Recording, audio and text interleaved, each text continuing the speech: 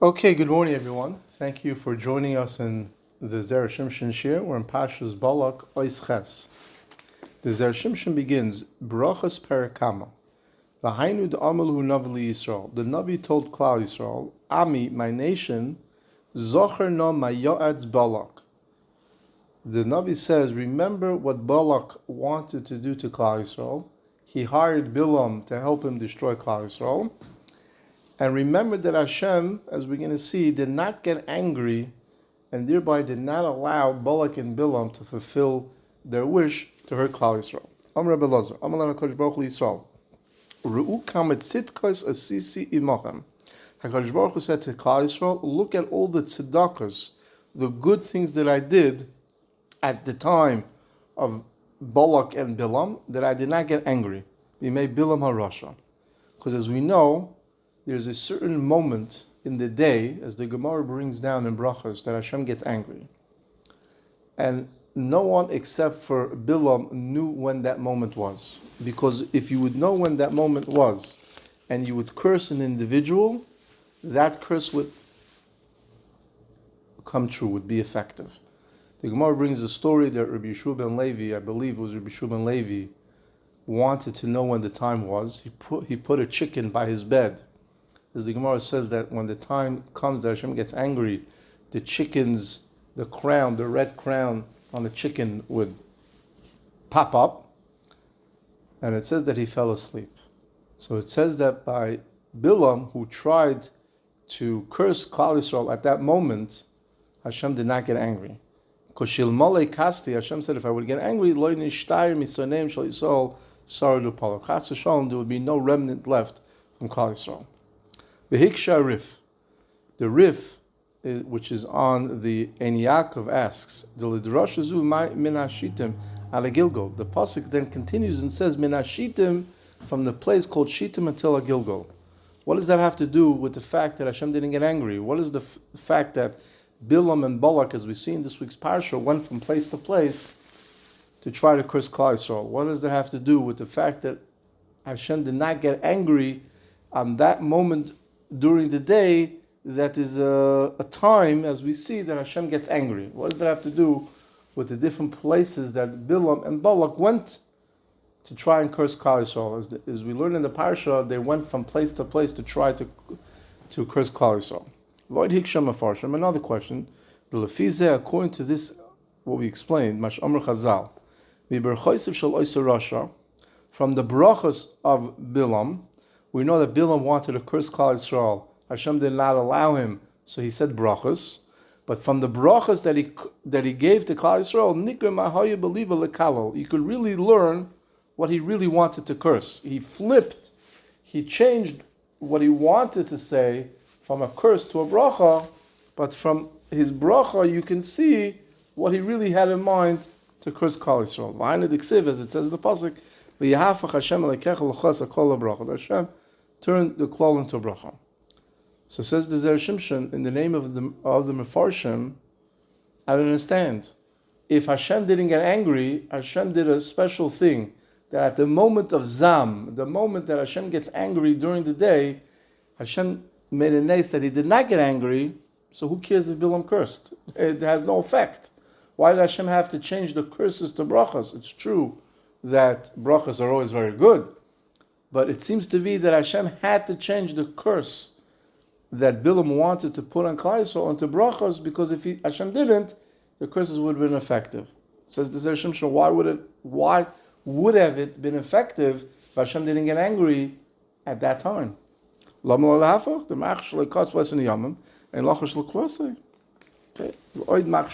A third question. It says that you should know the tzidkas of Hashem, which seems to be that the Gemara had a question. There was something bothering the Gemara that it had to say, Klal Yisrael, know what Hashem did for you. What was bothering the Gemara? What was bothering Klal Yisrael that we had to have this response? So it comes out that we have three questions. First question is, why did the pasuk have to tell us all the places that Bilam and Balak went to try to curse Klal Yisrael? What does that have to do with the fact that Hashem didn't get angry? The second question is, if Hashem made a nace and he didn't get angry, So why was it necessary to turn the curses into brachas? Hashem didn't get angry, so that would have no effect. It seems to be that if Hashem did not turn the curses into brachas, chas v'shalom, it would have been effective. Says the Zera Shimshon, why would have it been effective? Hashem didn't get angry. And the third question is, what was bothering the Gemara? What was bothering the Navi that he had to tell Klal Yisrael, you should know the good things that Hashem did for Klal Yisrael? The Nir L'Tar. So now the Zera Shimshon is going to answer each question. He's going to start with the last question. Al-Achron Rishon. Sheklal Gadol B'Yadeinu. We have a rule. Shakadosh Baruch Hu dones Yisrael l'toiva b'shul ha'tov she'asidim lasses. Hashem will judge a person favorably now for something that he will do good in the future. Right? The Gemara says that Avraham Avinu was saved because of Yaakov. Well, Yaakov wasn't alive yet. Right? We learned in last week's Parshat that Korach thought that because his descendant Shmuel HaNavi would come from him, who was a great tzaddik, he would be saved. He didn't realize that ultimately it was his children who were saved. So we see this concept that Hashem will judge a person favorably today for something good in the future, even though that in the future he may do something bad. So when a person does something bad in the future, that's when Hashem will punish the individual. But today, Hashem could punish you, could reward you today for something good that you'll do in the future. There's a big Indian by Rosh Hashanah, we accept Kabbalahs on ourselves. And the Bali Musar and all the Meforshim say, what does that mean? What is that? Very nice that you accepted upon yourself a Kabbalah. So next year, Rosh Hashanah, they'll check. Did you do it? Did you not do it? How does that help you today in this year, Rosh Hashanah? Says the Bali Musar, and many others say that when you accept upon yourself a Kabbalah in earnest, with sincerity, Hashem views it as you did it already. For sure, if Hashem knows that you did it, it helps you. But even if, for whatever reason, it doesn't work out exactly as you want, but since the Kabbalah creates a mitzias, creates facts on the ground that you accepted upon yourself to do something, Hashem already judges you favorably. And therefore, Vayar lekim es Yisrael, and the Zera Shimshon brings a medrash that says that why did Hashem take Klal Yisrael out of Mitzrayim? Lamaisa, they were going to do the Chet HaEgel. Hashem says, even still, I know that they're going to do Nasav and Nishma, and for them doing Nasav and Nishma in 40 days from Yetzias Mitzrayim, 50 days from Yetzias Mitzrayim, no, it's about 43 days, I'm ready to take them out. She'afapi, we're skipping a few lines. Sha'yiroyu sha'asidim al-shiyah. Even though in the future they were going to do an Aveira, still, Hashem said, I'm going to do good to them, to take them out because of Nasav and Nishma. V'hachanami amar kasav. So therefore the Pasuk is telling us, by the case of Bilam and Balak, the Pasuk is telling us the same thing. Zochar na mayatz Balak melech Moav. Uma ana osa Bilam ben Baor min hashitim ala Gilgal. For example, the reason that the Pasuk said that they went to specifically these two places, because Bilam and Balak saw that in the future, Klal Yisrael was going to do an Aveira in Shittim. Shechatu Sham Yisrael, Klal Yisrael did an Aveira, and they wanted to use that future knowledge that they were going to do an Aveira to start already prosecuting Klal Yisrael today. To tell Hashem, don't do good for Klal Yisrael. You're going to see that in a certain time, in this place called Shittim, which we're standing today, they're going to do bad. And therefore, HaKadosh Baruch Hu said, it's true, that but up until that point, they're going to do good. That Yeshua is going to do bris milah for Klal Yisrael. And therefore, Hashem said, I'm ignoring what you're saying, that what Klal Yisrael is going to do in the future, because of the good that they're going to do in the future. So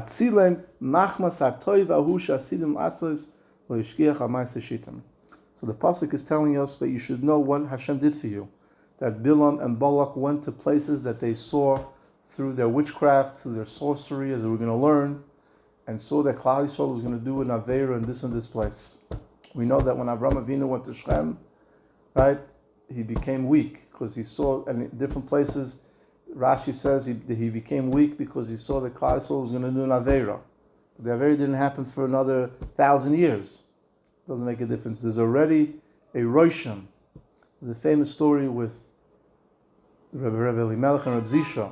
Rabbi Elimelech and Rabbi Zisha decided to take upon themselves to go into Golus, to travel Europe. They had a lot of different reasons for it.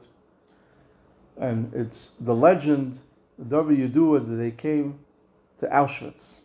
When they came to Auschwitz, Reb Zisha told Rabbi Melch he has to leave. He feels there's a tremendous tumah in this place. And they left. And eventually we know why they left.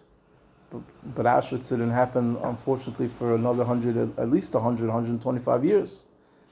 There are places in the world that is designated for perennials, designated that Klal Yisrael leaves a mark. And even though they're not there yet, that mark is already there. Right? As it says when Klal Yisrael left the Midbar, in certain places they did Averis. Why? They didn't have Torah. So you see this concept that Bilam and Balak were able to recognize that in this place called Shittim, and Gilgal was a place that Klal Yisrael would do Averis, and they wanted to use that to prosecute Klal Yisrael. Hashem ignored them. And that's what the Navi was telling us. You should know that from Shittim till Gilgal, HaKadosh Baruch Hu saw that Klal Yisrael was going to do an Avera, but since up until that point, or since in the future Klal Yisrael is going to do mitzvahs, Hashem focused right now on the mitzvahs and not on the Averis. As we continue inside the Zera Shimshon, Laman das tzitkas Hashem. Lefi pshutay, zu ha-tzedakah sh'asi imanu sh'shkiach l'tov v'shkiach l'ra. It seems to be that what was the tzedakah that Hashem did for us is that Hashem focused on the good and ignored the future Averis that we were going to do. This is what the Gemara was asking. Why do we have to know that Hashem did tzedakah for us? We already know this concept, as we mentioned before, that Hashem looks at the future good and not on the future bad. So for that, I needed the pasuk to tell me that Hashem did us a tzedakah, that He ignored the fact that Bilam and Balak was telling him that in Shittim and in Gilgal, Klal Yisrael will do Averis. We already know that from Mitzrayim. We already know, like we said, that Hashem saw that Klal Yisrael would say Nasav and Ishma, so He took us out from Mitzrayim. The Tiritz, so he says, no, that wasn't a tzedakah. That was already instituted in the way Hashem runs the world. The tzedakah that Klal Yisrael got from HaKadosh Baruch Hu was that at the moment that Hashem set up to get angry every day, Hashem did not get angry. So now we understand the whole shalshelis of the psukim. What is the Laman das tzitkas Hashem? Because the Gemara wants to know, to tell me that they didn't get angry when Bilam and Balak said that, look, Klal Yisrael is doing Averis, punish them now, that we already know that Hashem doesn't do. We know that from Yetzias Mitzrayim. So what was the tzedakah that Hashem did with us? That at the moment of Zam, Hashem did not get angry. V'hashta kosher kushas ha'meforshim. So now we go back to the next question. If Hashem didn't get angry, lama loy lahafach, why did Hashem have to turn the clothes to brachos?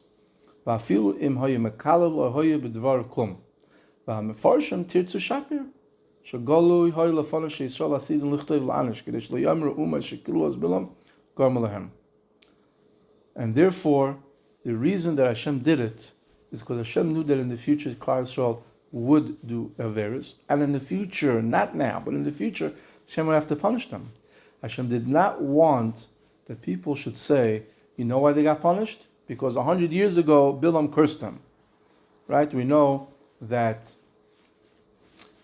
one of the reasons that it took a while for Rivka to have children was because Lavan gave her a bracha. Lavan gave her a bracha, you should be a mother for thousands. Hashem did not want them to have a child right away, that people shouldn't say it was because of the bracha that Bilam gave to them. That's one of the reasons. So you see here too, Hashem did not want people to say, oh, you know why Klal Yisrael got punished? Because Bilam cursed them.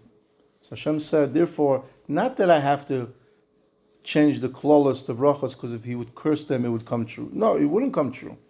But so much so that Hashem was so careful for the covet of Klal Yisrael that He changed the curses to brachas, that people should not say that the reason that Klal Yisrael got punished 150 years later was because of Bilam's curses. So therefore Hashem changed it. So now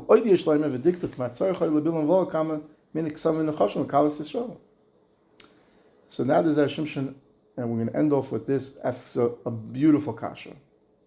He says, I don't understand, says the Zera Shimshon.